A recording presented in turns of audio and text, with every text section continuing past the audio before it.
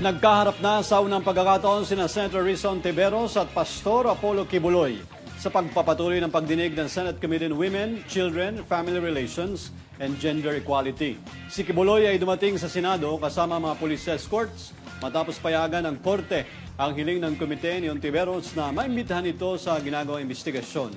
Sa nasabing pagdinig ay ilang biktima ang isinalang din tulad ng mga nauna ay nagbigay po ng mga testimonya na kung paano sila inabuso, sexual, pisikal at iba pa ay tinorture at parsang isinilalim sa dry fast na isang uri umano ng parusa. Samantala, ibinuking naman ng isang dating member ng KOGC na si Teresita Valdehuesa ang umano'y 15 million Christmas caroling quota na ipinapatupad sa kanila.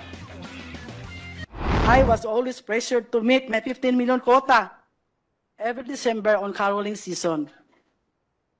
If ever the sense that there was really something wrong with my belief, I was instructed to prepare my documents for my USA visa, and I believe realization came later when I already left from his group that it was also to distance me from the workers and members here that I might be able to tell his dark secret. I never wanted to go to America because inside of me were unresolved spiritual issues, confused mind that bothered me always. But my visa was approved. I then knew that I was to lead and plan for the fundraising to be done in America, and we would employ the same strategy of our money-making here in the country. In America, I witnessed the double standard life. What we prohibited in the Philippines, we did them there. We lived in luxury.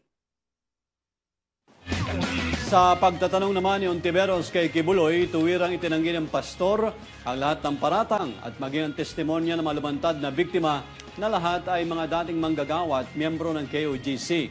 Marami rin sa katanungan ni Ontiveros ay tinanggihan ng pastor na sagutin gamit ang mga salitang "I invoke my right to remain silent." Sa katwirang nasa hukuman na ang usapin at kasalukuyan dinidinig ang mga kaso laban sa kanya.